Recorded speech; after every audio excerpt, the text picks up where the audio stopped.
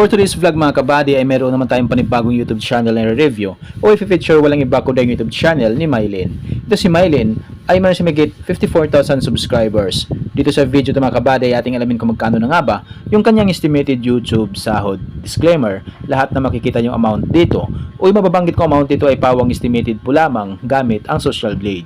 Ang Social Blade ay isang public website na kahit sino ay pwedeng tumingin dito at maaari nyo rin makita ang lahat ng mga estimated YouTube sahod ng mga vloggers or content creator. Layunin lamang ng video na ito na makapagbigay ng inspirasyon sa mga tao makapanood nito, lalong-lalo na sa mga small YouTuber. So yun mga kabady, ano pang hinihintay natin, samahan nyo kung i-review natin ang status ng YouTube channel ni Mylene.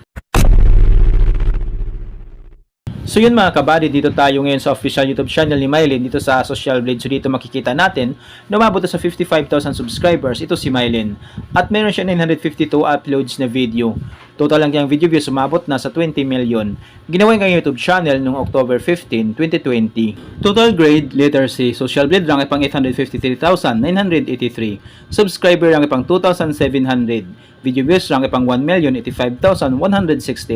Country rank pang 1,461. In the last 30 days nakakuha siya ng 200 subscribers at meron siyang 259,000 video views in the last 30 days. So mga kabady, dito naman tayo ngayon sa YouTube stats summary ni Mylene. Dito natin makikita yung mga nadagdag yung subscribers, video views at yung kanya naman estimated earnings. Pero ititingnan natin dito mga kabady ay yung kanyang daily average at weekly average. So sa kanyang daily average nakakuha siya ng $2 up to $34. So i-convert sa peso.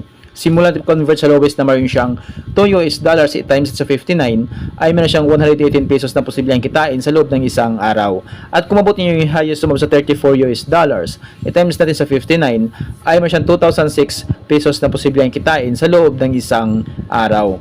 So yun mga kabady, dito naman tayo ngayon sa kanyang weekly average. So sa kanyang weekly average nakakuha siya ng $9 up to $136 i-convert sa peso.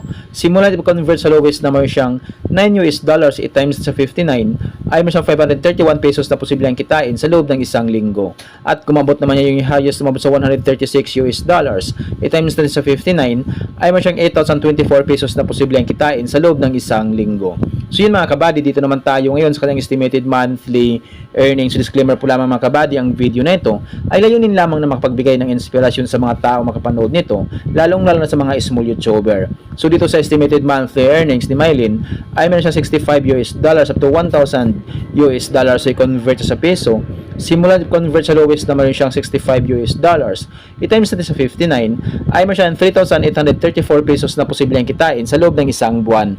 At kumabot naman yung highest na mabot sa $1,000 i-times natin sa 59 ay meron siyang 59,000 pesos na posibleng kitain sa loob ng isang buwan. Pero maaaring magbabago pa ito mga kabady, depende sa views na makukuha ni Mylene. So dahil sa akin ng mga vloggers or content creator, nakadepende sa dami ng views sa dami ng subscribers. At laking tulong din yung mga viewers na hindi nag-skip ng ads. So kapag once na hindi po tayo nag-skip ng ads, medyo lalaki ang YouTube sahod ni Mylene. So mga kabady, hanggang dito na yung video natin. So kung mayroon kayong iniidolong vlogger na gusto nyong malaman ko lang estimated YouTube sahod, paki-comment lamang sa comment section at gagawa natin ng ganitong klaseng ori ng video. At kung nagustuhan nyo ang video ng mga kabady, huwag niyo po sana kalimutan mag-like, share at mag-subscribe sa munting channel na ito. Once again, this is Kabady Vlog. Peace out.